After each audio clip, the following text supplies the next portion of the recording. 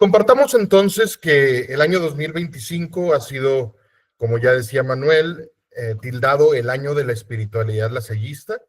Estamos en un contexto más amplio de un año jubilar en la iglesia, un año muy especial en la iglesia, que ha sido bendecido, definido, animado por el lema Peregrinos de la Esperanza.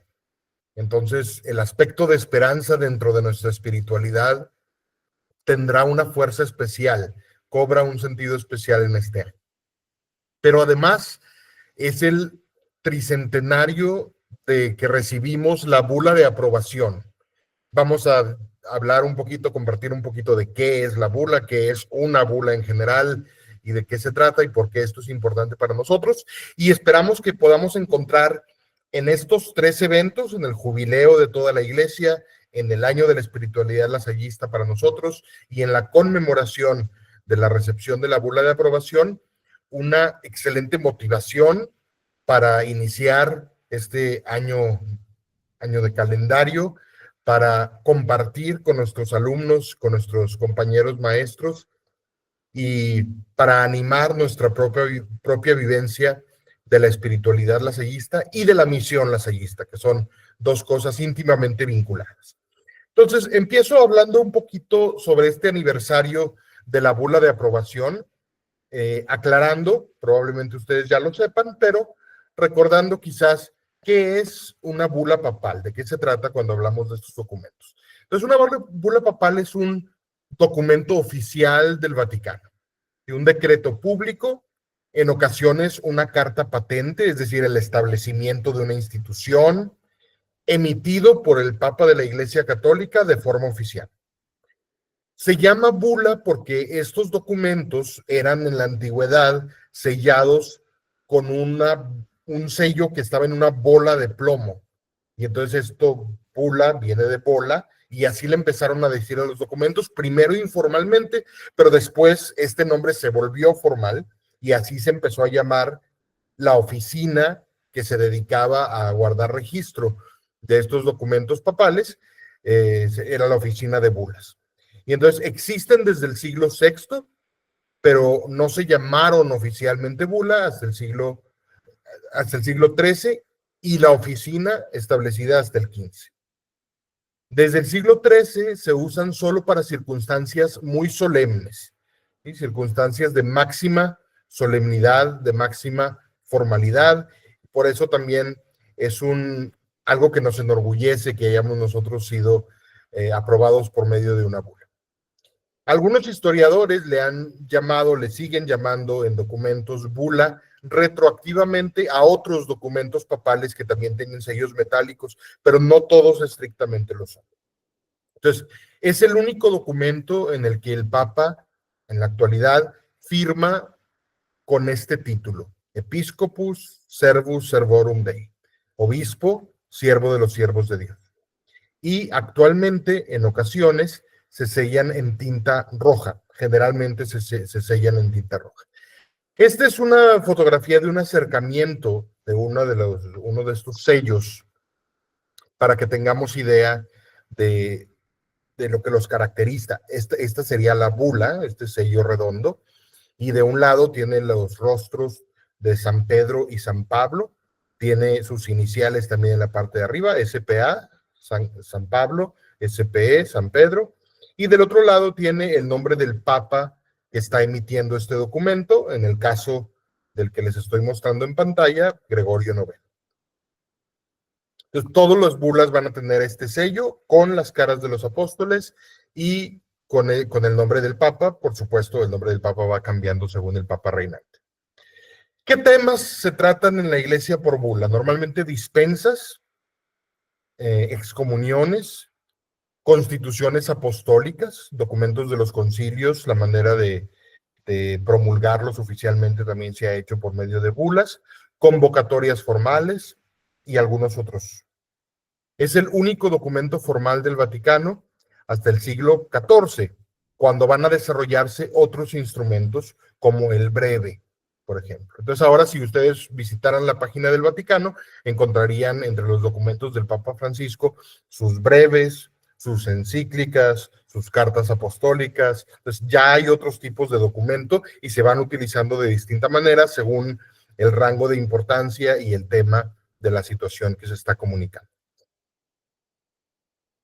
Para que nos demos una idea de cómo se han usado estos documentos en la historia, les quiero dar ejemplos de algunas bulas importantes y cómo afectaron la historia de la Iglesia de manera muy importante. Entonces está una bula llamada Unam Sanctam, las puse por orden cronológico aquí, que habla sobre la autoridad del Papa, que el Papa tiene autoridad tanto en ámbitos terrenales, materiales, como en ámbitos espirituales. Después tenemos Regula Bulata, que es la aprobación oficial de la regla de San Francisco, una regla de vida religiosa muy distinta a las que se conocían hasta ese momento y que establecería pues una de las grandes congregaciones religiosas de nuestro tiempo, de nuestra iglesia, y una manera completamente nueva de vivir la consagración.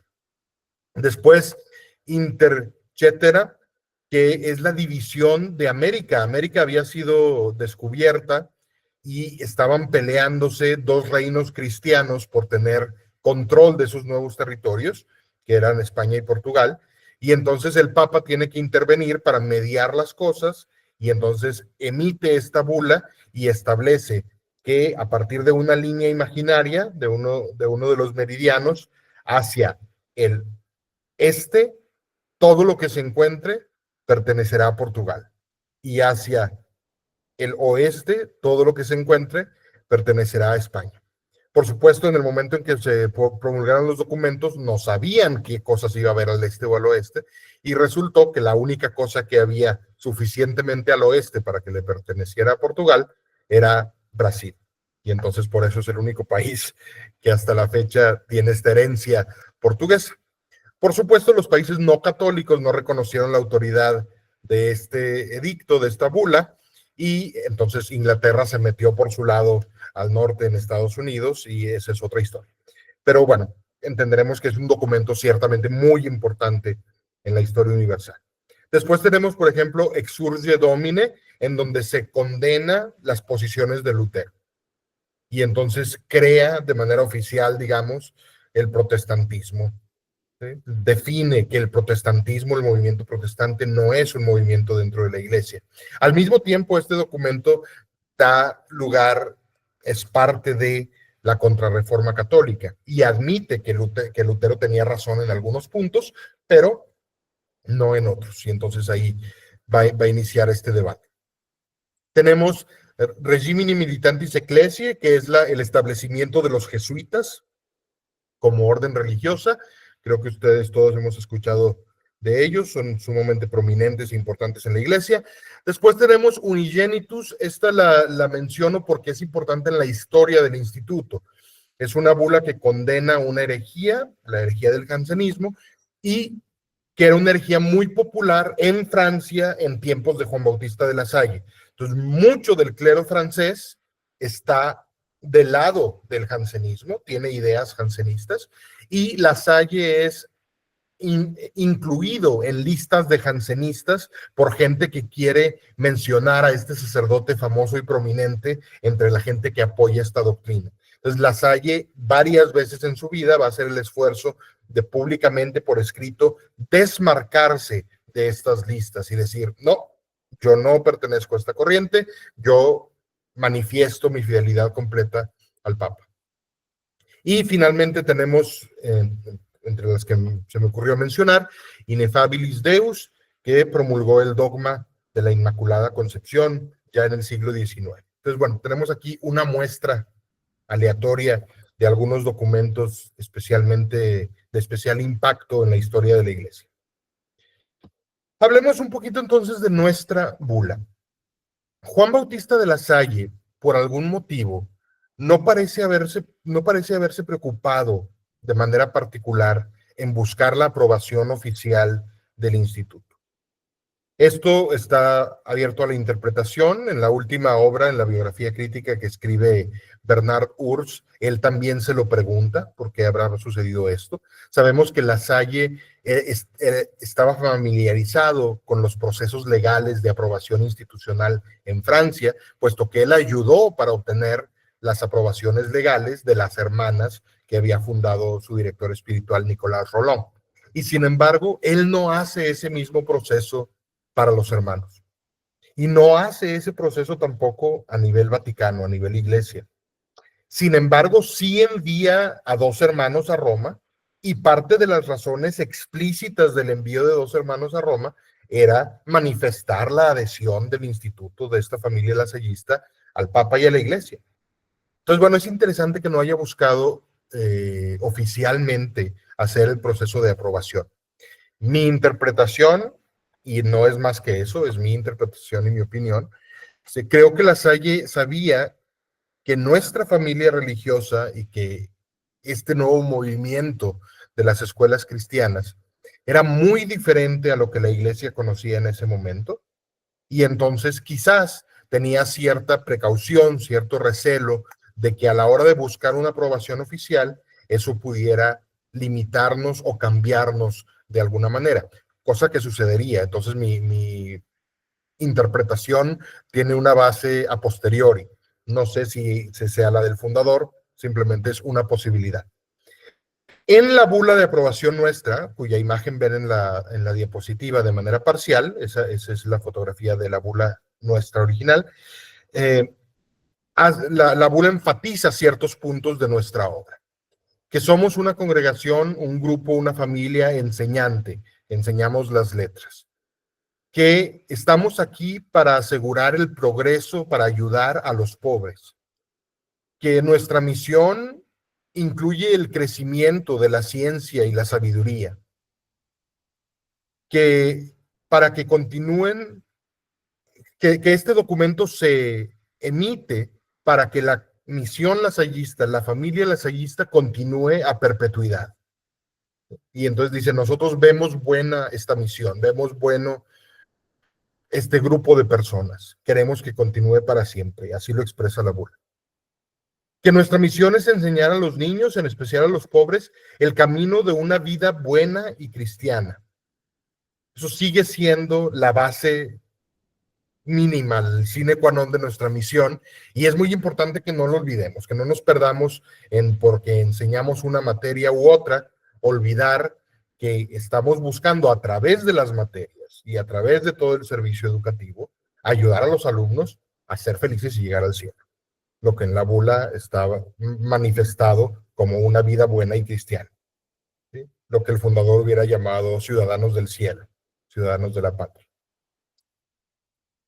Su espíritu, el espíritu de esta institución aprobada por esta bula, es el celo por la educación según la ley cristiana. Así lo establece el documento. Además, enfatiza la importancia de la gratuidad, de no recibir nada a cambio de la educación que se ofrece. Era algo muy importante para los hermanos. Cabe decir que para obtener este documento, el superior general en su momento envía una solicitud a Roma. Hay todo un proceso detrás. Hay peticiones a obispos amigos, a personas que tenían contactos en el Vaticano, para que hagan llegar esta petición a Roma y nosotros podamos conseguir finalmente la aprobación oficial. Ya el fundador había muerto para este momento. Y entonces en la petición se manifiestan muchos de estos puntos que la bula retoma y expresa ahora de manera oficial y en parte de un documento regulatorio, de un documento legislativo. Entonces la gratuidad, la asociación, y pareciera, de nuevo esta es interpretación mía, que el Vaticano no entendía del todo qué significaba asociación para nosotros, y entonces la bula lo expresa. Asociación quiere decir que 2 hermanos al menos estén juntos en la misma escuela o en la misma comunidad. Es parte de la asociación, ciertamente, pero no es solo eso, la asociación nuestra es mucho más profunda. Pero bueno, es natural quizás que una cosa tan nueva en la iglesia no haya sido del todo comprendida o del todo expresada en un documento que no es interno nuestro. Todos los ejercicios los hermanos los realizan en común. Esto es algo notable porque muchas congregaciones religiosas tienen vida en comunidad, pero no necesariamente todos los ejercicios, las oraciones, la vida espiritual es también en comunidad. Hay congregaciones que tienen marcados ciertos tiempos de oración que se hacen de manera individual, de manera personal. En nuestro caso, un fuerte énfasis en lo comunitario está manifiesto desde aquí.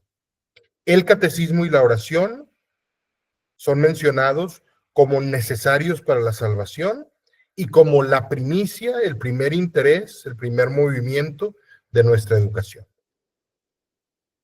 Hay diferencias, les decía yo, con la solicitud. Es decir, el documento que mandan los hermanos para obtener la bula solicita la aprobación y manifiesta quiénes somos, qué hacemos, le da la información al Vaticano que pudieran necesitar.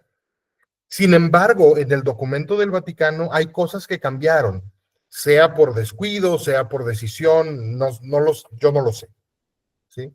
Pero, por ejemplo, en el artículo 8 manifiesta que a los 25 años los hermanos pueden ser admitidos a votos perpetuos. ¿Sí?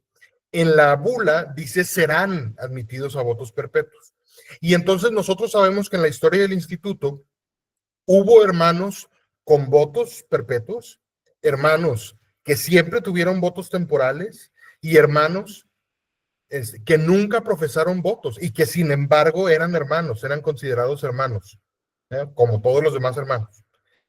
Esta realidad existía antes de la bula de aprobación y esta realidad siguió existiendo aún después de la bula de aprobación hasta que otras reglas, otros reglamentos del Vaticano nos exigieron que mantuviéramos la línea de la vida religiosa general cuando el Código de Derecho Canónico cambió en 1917 y entonces ya no pudimos tener hermanos sin votos o hermanos que profesen votos temporales de manera indefinida, ya era temporales al principio y después votos perpetuos o te retiras. Pero esta realidad diferente, novedosa en la iglesia, existió en nuestros orígenes. Ya la bula parecía limitarla, aunque no sucedió en ese momento la limitación. Nosotros no teníamos hasta la bula un voto de enseñar gratuitamente. Teníamos muy claro que uno de nuestros valores era enseñar gratuitamente. Se promovía, se mencionaba, se buscaba, se aseguraba, pero no era un voto. La bula lo interpretó como voto y así nos lo dejó. Y entonces lo que para nosotros era un voto, que era la asociación, dejó de serlo, y lo que para nosotros no era un voto, que era el enseñar gratuitamente, se convirtió en el voto. Y durante muchos años, desde la bula hasta el Concilio Vaticano II, el capítulo después del concilio, que el instituto discierne que la riqueza de la asociación está más allá de lo que habíamos estado leyendo en ese momento y vuelven a los orígenes y recuperan el voto de asociación, durante toda esa etapa vamos a tener un voto de enseñar gratuitamente y la asociación, aunque sigue siendo un valor fundacional, no es un voto y de alguna manera queda en un rol más secundario, en un rol un poco más oculto. Además, es interesante como curiosidad que los hermanos tenemos votos simples. En la vida religiosa hay dos tipos de votos, votos simples y votos solemnes. Sin embargo, a pesar de que tenemos votos simples, que normalmente los puede dispensar cualquier obispo, la bula dice que nuestros votos simples solo los puede dispensar el Papa. Y además, una cosa muy sencilla y práctica, el hábito original de los hermanos llegaba a la mitad de la pantorrilla. En la bula dice casi hasta los tobillos, y eso hizo que en la práctica el hábito se hiciera largo hasta los tobillos. Entonces, bueno, esta información más bien de corte histórico, de corte general sobre la bula de aprobación. Antes de pasar directo a la espiritualidad, quiero decir, hoy que recordamos 300 años de la bula de aprobación, creo que sería muy importante que volvamos a preguntarnos quiénes somos. ¿Quiénes somos hoy? ¿Quiénes somos en relación a quienes éramos hace 300 años? ¿Y quiénes somos en la iglesia? ¿Cuál es nuestro papel? ¿Cuál es nuestro rol? Es un buen momento para darle gracias a Dios por nuestra identidad, para darle gracias a Dios por cómo hemos evolucionado, crecido, cambiado. Pero es un buen momento también para recuperar elementos que quizás han sido perdidos o debilitados y para renovar nuestra propia identidad y volver a presentarnos a la iglesia. No estoy hablando de cambios legislativos o de pedir otra aprobación, ni mucho menos, para nada, pero como personas, como instituciones, como miembros de esta familia lasallista, reintroducirnos en la iglesia de forma renovada, de forma novedosa, de forma adaptada a los tiempos actuales, en fidelidad a los espíritus originales. La bula de alguna manera es la iglesia diciendo, sí, nosotros iglesia reconocemos esto es obra de Dios y vale la pena. Y entonces hoy es un excelente momento para que tú te preguntes en tu ministerio educativo y para que cada uno de nosotros en nuestra propia institución nos preguntemos, ¿nuestra institución y lo que yo hago hoy en la iglesia vale la pena? ¿Hoy en la iglesia hace la diferencia? ¿Hoy en la iglesia toca corazones, cambia el mundo? Creo que es un interesante momento de celebración y de recuperar, reconectar con los orígenes para fomentar esta fidelidad creativa. Pongo esta imagen en pantalla, la de la creación de Adán. Quienes han trabajado conmigo de entre ustedes saben que la uso mucho para este tipo de pláticas. Me parece una imagen muy expresiva de lo que es la espiritualidad. Es el año de la espiritualidad lasallista. La espiritualidad lasallista es una de las cosas aprobadas por la bula, que la bula dice sí, como iglesia reconocemos, Dios está aquí presente. Y entonces, ¿qué es espiritualidad? Espiritualidad es una relación entre Dios y el hombre. Espiritualidad, hay distintas espiritualidades porque hay distintos estilos de esta relación, distintas maneras de llevar esta relación con Dios. Y esta imagen me parece muy elocuente porque en esta imagen Dios está echado para adelante, haciendo todo lo posible por tocar a Adán. Incluso los ángeles están tratando de impedirlo, de llevárselo para el otro lado. Pero Adán no está haciendo un gran esfuerzo por encontrarse, tocar a Dios en este caso. La mano de Adán parece floja, parece sin esfuerzo, no está extendida y tensa.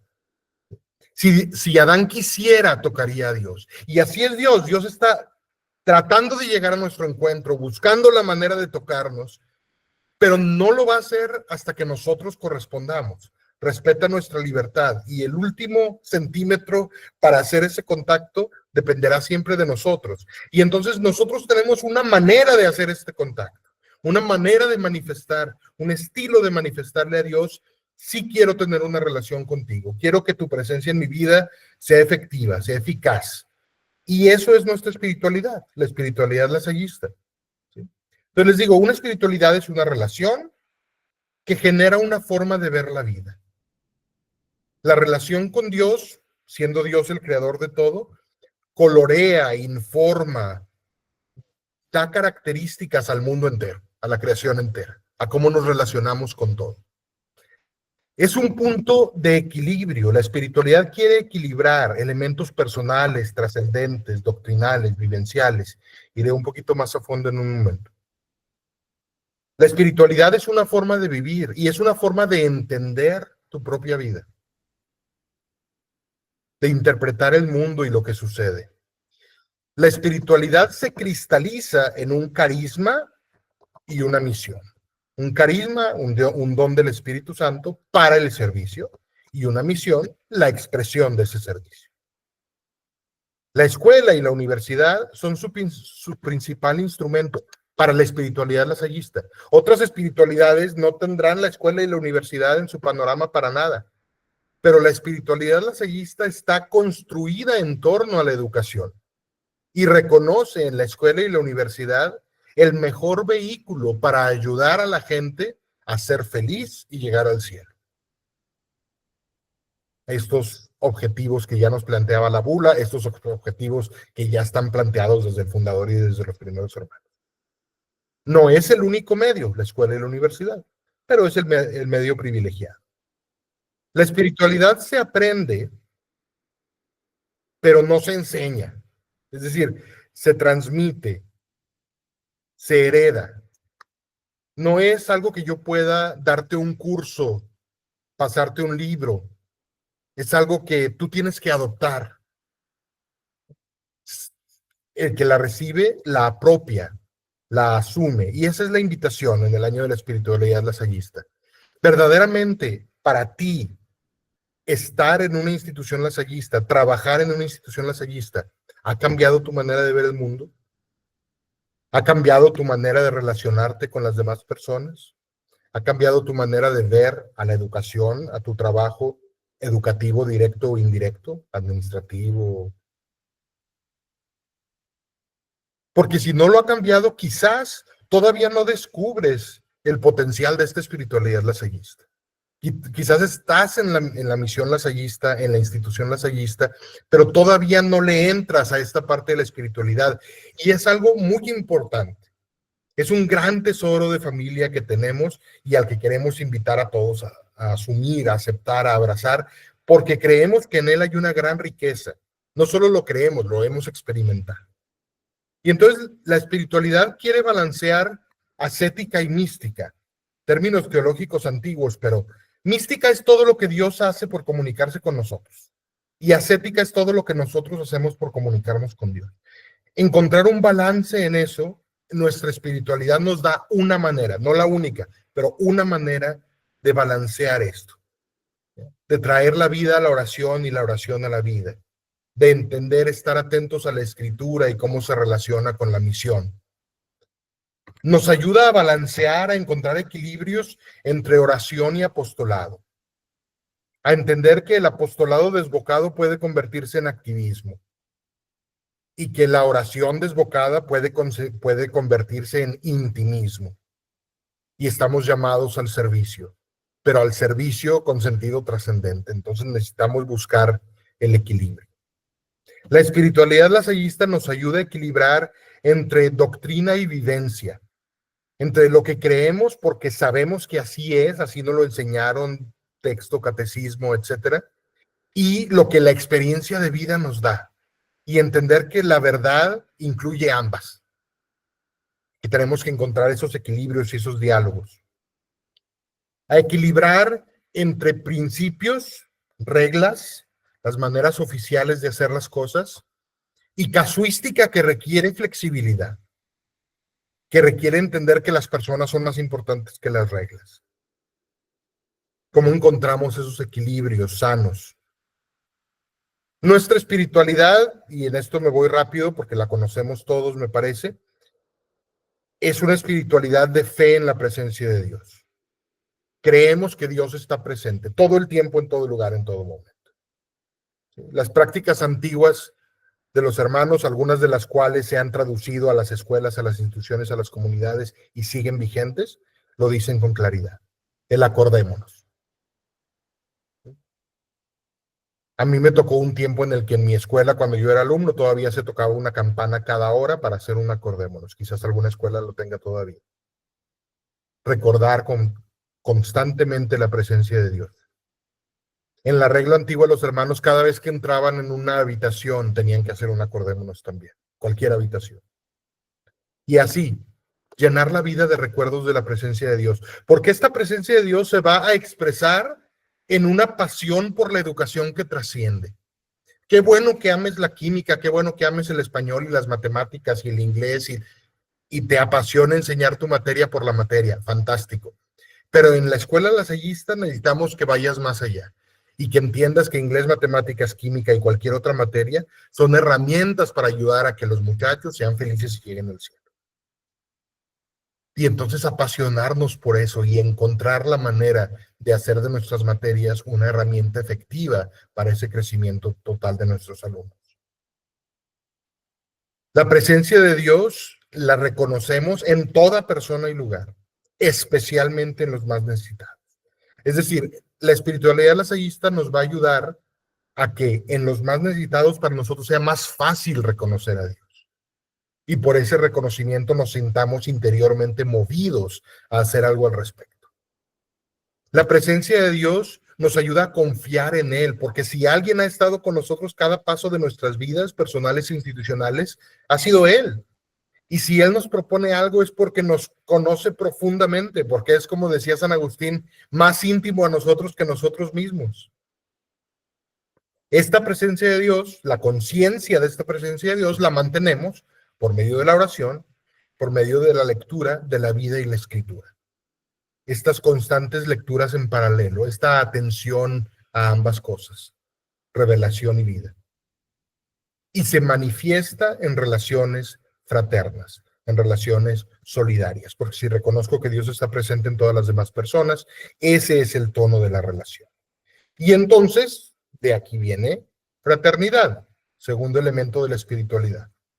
Una fraternidad que nos hace entender que caminamos juntos y que nos acompañamos unos a otros. Acompañar no solo porque caminamos juntos, sino porque juntos dialogamos, juntos vivimos, juntos compartimos la vivencia. Que lo hacemos desde la corresponsabilidad, en la que el trabajo de cada uno de nosotros es esencial para la misión, importante para la misión. El que todos entendemos la importancia de valorar nuestro propio papel en la misión y el de cada una de las demás personas, sea cual sea su trabajo. Nos ayuda a tener un espíritu de apertura al otro, más allá de las diferencias. A mí me toca estar en este momento en un lugar en el que el 80% de nuestros alumnos no son cristianos. El 80% de nuestros alumnos son musulmanes. Sin embargo, encuentran ellos en la experiencia lasallista un espacio de apertura, un espacio de diálogo que nos permite acercarnos, que nos permite encontrarnos, que nos permite acompañarnos. Y esto es sumamente rico. Y entonces así construimos verdaderas comunidades, no nada más grupos de personas que se juntaron, sino verdaderas comunidades. Hay algo que nos une en profundo. ¿Y para qué tenemos estas comunidades? Para el servicio. El servicio al que nos mueve el reconocimiento de Dios en las personas y especialmente los más necesitados. Esta gente más necesitada tiene, obviamente, necesidades, valga la redundancia, y entonces hay algo que hacer. Y nuestra espiritualidad nos dice, hay algo que hacer, hagámoslo por medio de la educación. Ayudemos a que esta gente salga de su necesidad, encuentre la manera de ayudarse, de vivir mejor, de ser feliz y llegar al cielo. Y entonces nuestra misión, este celo que tenemos por ella, la pasión que tenemos por ella, se va a manifestar en un enfoque humanista que reconoce a Dios en todas las personas y por lo tanto la inefable dignidad humana, en una fidelidad creativa, como ya lo decía antes, es decir, mantener nuestra identidad y nuestros valores, pero traducir la manera en la que los vivimos para que sean relevantes e importantes hoy.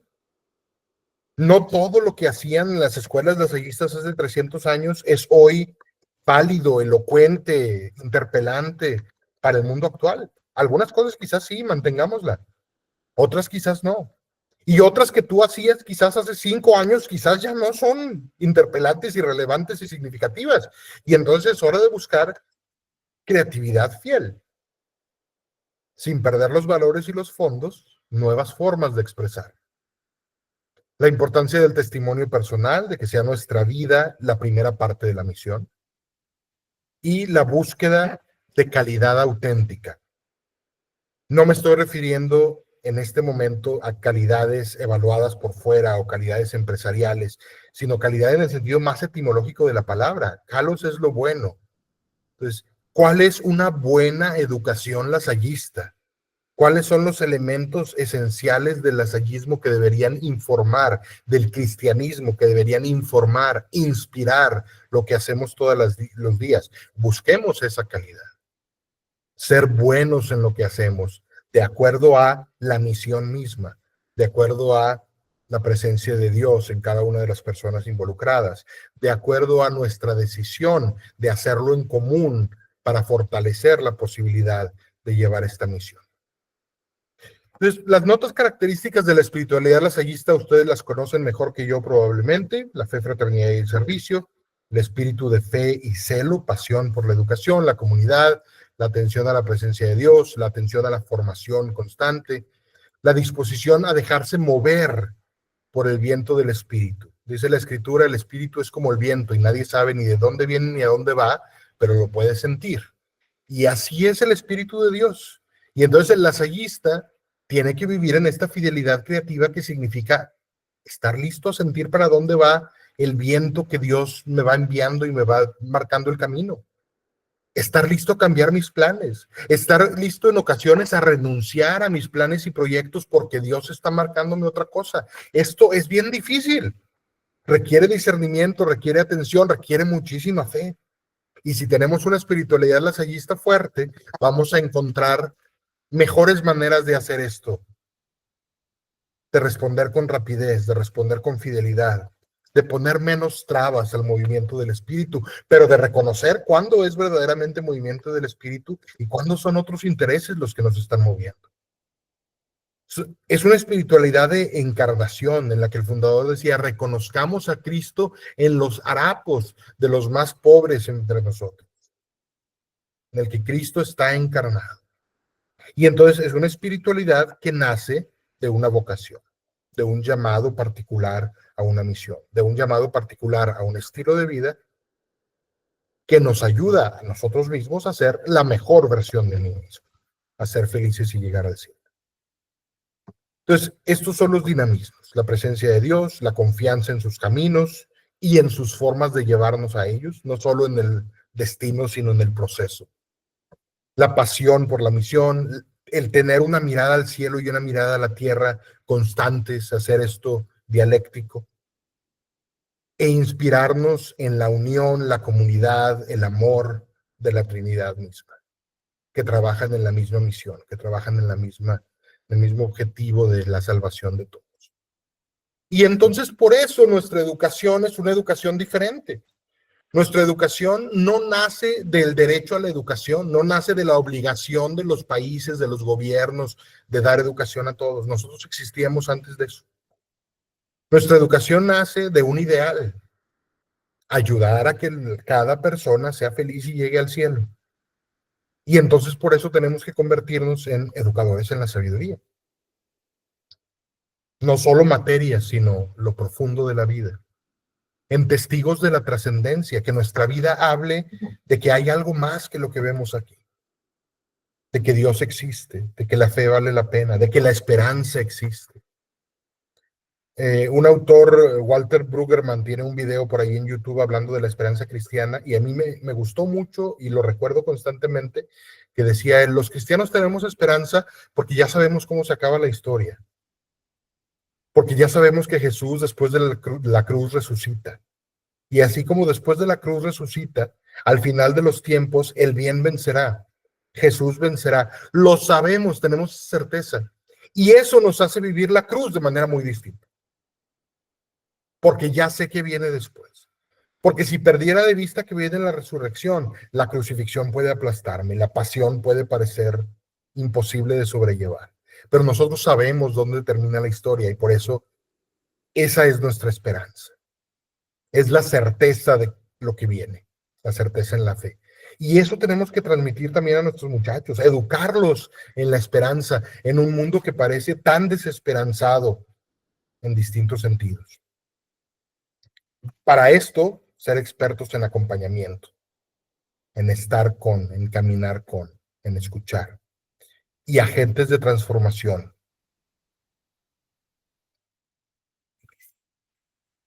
Termino casi con esto. ¿Cómo compartirlo? Es decir, hemos hablado de la bula y les decía, creo yo, que celebrar la bula es celebrar nuestra identidad. Y no solo celebrar nuestra identidad, sino invitarnos a renovarla, reconsiderarla, reconectarla con los orígenes. Y parte de nuestra identidad, parte muy importante, es la espiritualidad y queremos que este sea el año de la espiritualidad lasallista en el contexto del jubileo de peregrinos de la esperanza. Peregrinar se parece a acompañar. Entonces, acompañemos en la esperanza, de eso se trata. Y entonces, ¿cómo compartimos? Bueno, primero, como ya lo dije, el testimonio de vida. Vidas y estilos de hacer las cosas que generen preguntas cuya respuesta es Dios. ¿Por qué me da su tiempo cuando lo necesito fuera de clase? ¿Por qué me escucha de esta manera? ¿Por qué me da esta oportunidad? ¿Por qué cuando la respuesta sea solo Dios, estamos causando transformaciones importantes, estamos transmitiendo espiritualidad? Primero sin palabras, porque vivimos en un mundo diferente. En el pasado quizás hubo una época en la que se nos hablaba de espiritualidad y de Dios con palabras y le creíamos a quien nos estaba hablando, porque era alguien admirable, porque era una persona respetable, nuestros padres, nuestros maestros, el sacerdote. Y porque les creíamos, adoptábamos prácticas, adoptábamos estilos de vida, buscando una trascendencia, buscando una experiencia espiritual. Hoy esa dinámica ha cambiado. Y entonces necesitamos empezar desde abajo, empezar por la experiencia y empezar por la vida, con una vida que genere preguntas, con experiencias que generen preguntas y estar listos para mandar a los alumnos a la búsqueda y dejarlos encontrar respuestas. Y tengamos fe en que esas respuestas los van a llevar finalmente a Dios. Pero va a tomar su proceso. Pero también cuando lleguen ahí va a ser un abrazo, una aceptación mucho más personal de las cosas. Prácticas ascéticas religiosas profundamente enraizadas en un sentido humano. No es la oración por la oración, el ayuno por el ayuno, el rito por el rito, la misa por la misa. Encontremos el significado de las cosas, los símbolos de la liturgia, el sentido humano, entendamos cómo nos enriquece, por qué agregar esto a mi vida la hace mejor. Compartamos eso en nuestras comunidades. Formación de la contemplación y la reflexión como un hábito cotidiano enriquecedor, que da espacios a la nota mística, a preguntarme y a darme cuenta que Dios está hablando, que Dios está tratando de acercarse, de tocarme. Nosotros tenemos en las escuelas lasallistas, al menos en las escuelas básicas y medias, el momento de la reflexión. Y me pregunto, ¿verdaderamente la reflexión es una reflexión para los alumnos? ¿O es un momento que se llama reflexión en el que el maestro le cuenta una historia al alumno y le da un mensaje ya procesado por él? Lancémoslos a la reflexión, hagamos preguntas, cuestionamientos. Hay que entrenarlos a reflexionar, a ver, a escuchar con miradas reflexivas. Arriesguémonos a que nuestros alumnos nos salgan con preguntas que no sepamos responder y busquemos respuestas juntos y oremos la falta de respuestas juntos. Formemos comunidades vivas que comparten una misión y reconocen y alimentan el sustrato espiritual que la sostiene. Tenemos excelente gente en nuestra misión, maravillosa. Si esa gente maravillosa se conecta con la espiritualidad lasallista, será aún más maravillosa, será tremendamente potenciada. La profundidad de lo que ya hacen excelentemente bien se verá transformada de maneras increíbles. Entonces, démosle una oportunidad a la espiritualidad lasallista de incluirse en nuestras vidas y en nuestro trabajo. Y como les decía, entendamos que vivimos en un tiempo en que la espiritualidad ya no puede darse de la teoría a la práctica, ya no es deductiva, tiene que ser inductiva, de la vida hasta llegar a Dios. Y hay que generar esas dinámicas, hay que planear esos caminos y acompañarlos.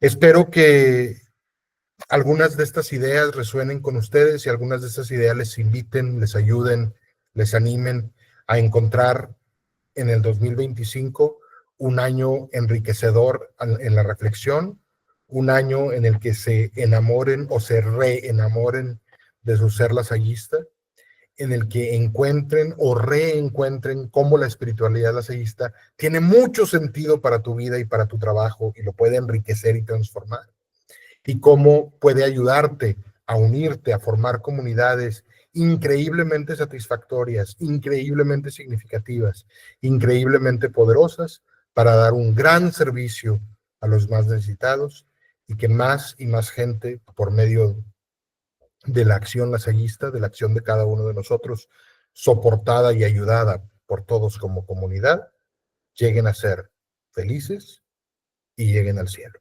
Porque como decía el fundador, Dios quiere que todos los hombres se salven y lleguen al conocimiento de la verdad. Y para lograr eso, a todos nos toca.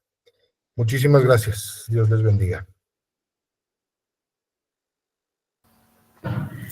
Muchas gracias a usted, hermano Alejandro. Un gusto. Y vamos a recibir las preguntas. Aquí tenemos, nos comparte por aquí el maestro Luis David Quintana. ¿Qué estrategias sugiere para lograr prácticas ascéticas en los jóvenes en un contexto materialista y utilitario? Sí, gracias por la pregunta. Justo hoy en mi clase en la universidad estaba dando clase de métodos educativos, pero fue la primera clase del semestre. Entonces les estaba compartiendo que todas las personas tenemos capacidades y tendencias y que si los maestros sabemos enganchar esas capacidades y tendencias, conectar con las capacidades y tendencias de la gente, pues vamos a hacer nuestras clases mucho más atractivas, interesantes, motivadoras, etcétera. Creo que con la ascética estamos por ese lado. Por ejemplo, una de las tendencias humanas, de las cosas que nos gustan por naturaleza, es saber controlarnos a nosotros mismos. Es algo bueno, es algo que, digo, todos hemos vivido la experiencia de que alguien nos cuente un chiste o diga alguna burrada en un momento serio y formal y batallemos para aguantarnos la risa. Y qué feo es no poder aguantarte, qué feo es que se te salga y que pierdas el control. Sería padrísimo saber que no te vas a reír, que te estás muriendo de la risa por dentro y disfrutando el momento, pero que por fuera sabes mantener el control. Tener autocontrol es algo agradable, bueno, valioso. ¿Sí? Pongamos a los muchachos en esa conciencia. Las prácticas ascéticas tradicionales, ayunos, abstinencias, oración, etcétera, etcétera, etcétera, tienen elementos humanos importantes. ¿Sí? Están trabajando virtudes humanas importantes. Entonces, sí, en un mundo materialista, individualista, a los muchachos, a muchos de nuestros muchachos no les va a hacer sentido de primera instancia que le vendas el alto valor espiritual de lo que están haciendo. Pero puedes encontrar maneras de darles ejemplos humanos muy aterrizados de cómo estas prácticas tienen un valor de formación personal, tienen un valor que ellos también pueden apreciar y que empiecen por ahí. Y cuando la vivan, entonces generar preguntas, ¿no? Generar reflexión, y eso nos va a llevar a cosas más altas. Entonces creo que es un proceso lento, es un proceso de poquito a poquito. Y en un mundo materialista y en un mundo individualista, es importante que vean esas prácticas en nosotros, porque si no las ven en nosotros y nomás se las queremos vender, no las van a comprar. Entonces, empieza por las que tú haces, por las cosas que tú valoras y tú haces y tus alumnos quizás pueden notar, compárteles, déjalos que genere preguntas y empezando por ahí, creo que por ahí va el camino. Gracias, hermano. También nos pregunta el hermano Javier Morelos Fernández. ¿Para la bula fue necesario antes las letras patentes del rey o fue independiente? Muchas gracias. Gracias. Oficialmente no es necesario, es decir, el Papa puede emitir una bula, la Iglesia puede aprobar una congregación sin que necesariamente sea un organismo aprobado por el gobierno local. Sin embargo, en el contexto de nuestra bula, sí creemos que fue muy importante haberlas obtenido. Había tensión entre Francia y la Iglesia, y Francia era la hija mayor de la Iglesia del pensamiento tradicional medieval, ¿no? Y estábamos en la época del galicanismo, donde algunos del clero francés no querían hacerle caso al Papa, querían más bien hacerle caso al rey. Entonces yo creo que, de nuevo, aquí estoy metiendo ya interpretaciones mías, pero me parece que el Vaticano debió haber sido cauteloso en ese sentido, de no causar por medio de este tipo de cosas más división, más problema. Entonces, el tener las cartas patentes, el que hayamos sido ya una institución reconocida en Francia, creo que le daba mucho más espacio al Vaticano a decir, pues sí, nosotros también estampamos esta aprobación, sabiendo que no va a causar revuelo y problema allá. Entonces, en lo que yo he leído en torno a la bula, creo que los autores están de acuerdo en que fue importante tener las letras patentes antes. No iría tan lejos como para decir que era necesario, pero creo que fue importante. El maestro Ángel González Caballero, ¿cuál sería el reto de la implantación de la espiritualidad lasallista en el tema de las periferias y con los retos que plantea la nueva escuela mexicana en cuanto a fundar una nueva obra? Ok, honestamente no estoy familiarizado con la nueva escuela mexicana, llevo 7 años viviendo fuera de México. He oído el nombrecito y he escuchado comentarios de gente hablando de ello, pero no me he puesto a profundizarlo. Entonces, no me atrevería a darte una respuesta que verdaderamente esté enraizada con la nueva escuela mexicana. Sí te puedo decir, todas nuestras obras deberían estar en clave de periferia. Todas nuestras obras deberían tener en claro quién es el más necesitado en esa comunidad que están atendiendo. No en todas nuestras obras la periferia es económica. Eso es algo que el Papa reconoce, es algo que la tradición lasallista ha reconocido desde siempre, pero la periferia económica es una que no debemos perder de vista en ninguna de nuestras obras y a la que tenemos que seguir atendiendo. Esta semana tuve una sesión con profesores de la Universidad La Salle de Oaxaca sobre doctrina social cristiana, y uno de los ejercicios que hacíamos, yo le pedí a una inteligencia artificial que evaluara el reglamento de la Universidad La Salle desde el punto de vista de la doctrina social. Y uno de los comentarios de la inteligencia artificial, no míos, fue: la doctrina social está muy presente en el reglamento, está muy claro en estos puntos, tienen, en el aspecto económico, tienen un sistema de becas para apoyar a la gente, pero no hay mención clara de los pobres económicos, y es un punto importante para la doctrina cristiana, y no hay una mención explícita. Entonces la inteligencia artificial recomendaba que se explicitara más. Y sí, de repente hay cosas que si no las explicitamos, corremos el riesgo de que se nos vayan de la mente. Lo mismo que pasó con el voto de asociación, ¿no? Como dejó de ser voto, seguía siendo importante y estando por ahí, pero le perdimos foco hasta que fue recuperado y dijimos, oye, esto es súper importante, hay que ponerlo en el centro. Entonces, que cada una de nuestras instituciones se evalúe en el sentido de periferias. ¿Quiénes son las periferias en tu comunidad? ¿Cómo estamos manifestando que esas periferias no son particularmente importantes, significativas, y queremos atenderlas de manera directa, clara, evidente, descarada? Y si no lo estamos haciendo, bueno, renovemos la manera de hacer estas cosas. ¿Es necesario fundar más obras? Eso no te lo podría decir yo, no conozco la realidad de todas las obras, las instituciones. Sí es necesario que cada uno de nuestros corazones tenga una opción clara por las periferias que tenemos alrededor. Y por ahí empiezan las cosas. Quizás cuando tengamos estos corazones, ideas de empezar otros movimientos, otras instituciones, tengan mucho más sentido y mucha más fuerza. Yo miro con esperanza toda esta propuesta, y me parece que ir a los orígenes de la espiritualidad lasallista es mirar a Cristo. Primero quiero preguntar eso, si es así. Y junto con esto de mirar a Cristo, mirar a la iglesia a través de la liturgia, que es una segunda cosa que me pareció haber escuchado, pero quiero tener muy claro. Y después, una cuestión muy operativa. ¿Cree conveniente, hermano, hacer este tipo de sesiones como de aclaración de términos y de nuestra espiritualidad más frecuentemente durante este año o permanentemente? Gracias. Gracias, Pedro. Absolutamente sí. La espiritualidad lasallista es parte de una corriente que se llama espiritualidad francesa del siglo XVII, la Escuela Francesa de Espiritualidad, y la característica principal es el cristocentrismo.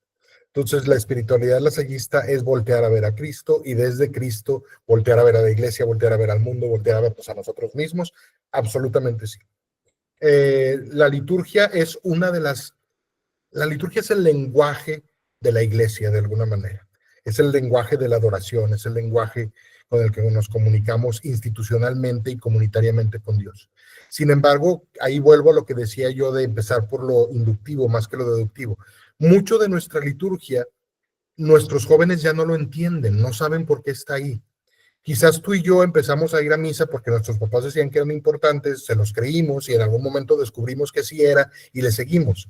Hoy decirle a un muchacho que es importante y que te la crea es mucho más difícil.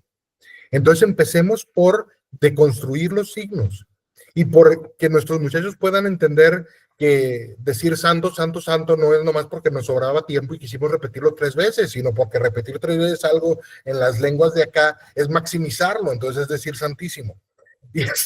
Y entonces, estas pequeñas cosas que son signos y símbolos, entender por qué hacemos esto, por qué decimos aquello y qué significa eso en mi vida, va a ayudar mucho a los muchachos. Entonces, quizás empezar a hacer, en el Hermosillo tenían misas pedagógicas, invitaban a un padre a hacer una celebración litúrgica explicando todo paso a paso, conectándolo con la vida. Creo que eso es muy rico y creo que es algo que no es solo para niños chiquitos. Es algo que necesitamos a su nivel también para gente de otras edades, de cualquier edad. Y quizás generar nuestros propios ritos, nuestras propias maneras de simbolizar la relación con Dios y el papel de Dios en nuestras propias vidas. Entonces, ciertamente la liturgia sí. Y lo último que decías, absolutamente. Uno de los grandes riesgos es que asumamos que la gente entiende por espiritualidad lasallista lo que yo entiendo. Y si todos creemos eso, pues vamos a estar todos juntos con ideas bien diferentes. Entonces sí, hay que crear instrumentos para explicitar, explicar, aclarar y enseñar sobre nuestra espiritualidad. Entonces, un pequeño cursito que tengan que tomar los nuevos maestros y el nuevo personal. No solo los maestros, el personal de limpieza, el personal administrativo, cómo compartimos con ellos la espiritualidad lasallista, que sepan que son parte de esta obra y esta misión también. ¿Sí? Y la gente que ya está con nosotros han tenido esta oportunidad, hay momentos de diálogo, hay un grupo donde podemos encontrarnos y platicar, podemos organizar una sesión al semestre que sea diálogos por la educación lasallista y venir a compartir y hagámoslo porque vale la pena y necesitamos estar en la misma página. Muchísimas gracias, hermano Alejandro González Serna, por esta iluminación que nos has dado en este webinario que hemos preparado con ocasión del 300 aniversario de la bula de aprobación. Un poco escuchándote y pues conociendo algo de la bula, yo me imaginaba que pocos celebramos el día de nuestro registro civil, ¿verdad? O de que hayan levantado nuestra acta de nacimiento. La verdad es que es algo parecido, ¿no? Nacimos antes y luego nos registran oficialmente, ¿no? Y es algo así como este registro, la bula.